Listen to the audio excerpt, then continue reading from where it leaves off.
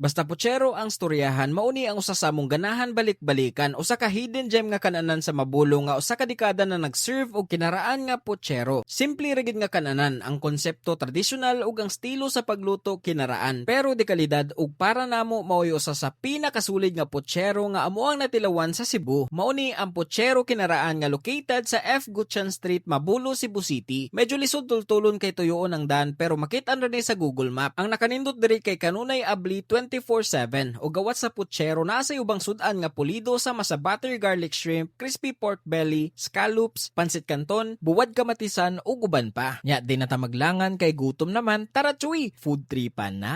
Okay mga choy, finally nakabalik na kita diri sa usa ka hidden gem nga putserohan diri sa may F. Gutierrez Street, Mabolo, Cebu City mga choy. Ang nakanindot diri kay traditional ang ilang pagluto sa ilahang putsero. So gibutang siya sa dakong kaldero mga choy ug gipabukalan ug pila ka oras makuha lang ang sakto nga timpla ug sakto nga kahumok sa ilang beef mga choy. Ug aside sa ilahang signature nga putsero, naabot sila gipang offer nga lain-lain klase nga pagkaon sama aning buttered shrimp, naabot sila pork belly, pansit canton, scallops, naapoy buwad kamatisan ug uban pa. So mao ni among gipang order. So excited na kay ko. Mukhaon na ni kay grabe humot kaayo ang ilang putsero choy. Pero before ta sa ato ang main event, ari sa ta sa ilahang mga side dishes. Pero sugdan nato sa ilahang scallop mga choy.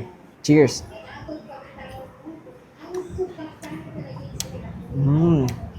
Ma-feel gid nimo nga fresh pa ilang scallops. Mura siya butter nga naay garlic. Okay mga choy, next na pod kaning ilahang pork belly. So expected nga crunchy pag ginino, napagid ang crunch dito kay bago pa ning luto. Medyo init-init pagid gamay og ato ito slob sa atong sauce nga hinimo.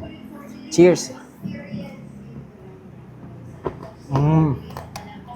Alright, next na pod kaning ilahang pansit canton. Okay, medyo init-init pagid siya no. So magkumingking lang kita ani.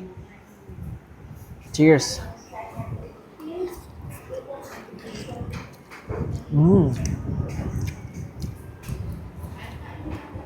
Okay, next na po mga choy, ilahang garlic buttered shrimp. Siyempre no, basta shrimp. Nga nilang kagagmayon, ato na diretso kaon choy.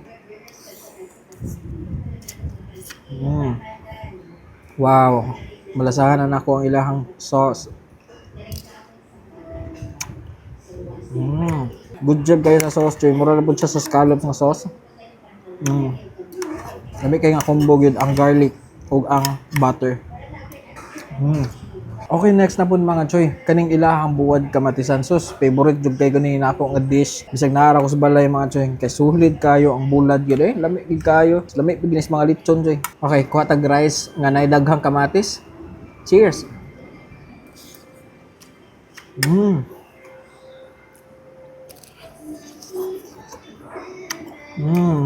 Di na ako ma-feel ang kaparat sa bulad choy. Sakto kayo ang pagkatamis, pagkatimpla sa ilang kinatamatisan. Okay, finally ang ato ang highlight sa karon nga food trip ang ilahang putsero mga choy. So kaya itong gi-order mo ni siya ang large putsero, mong dako kay siya nga bowl. So unahon sa natong sabaw.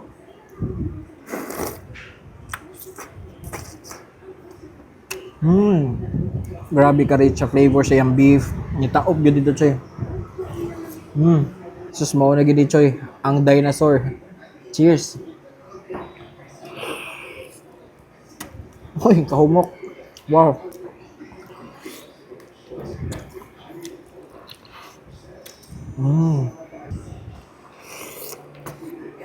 Grabe kalami. So muna siya ang bone marrow. Ato ning kuhaon ang kaning murag unod sa ilam. Murag malibat akong pananaw.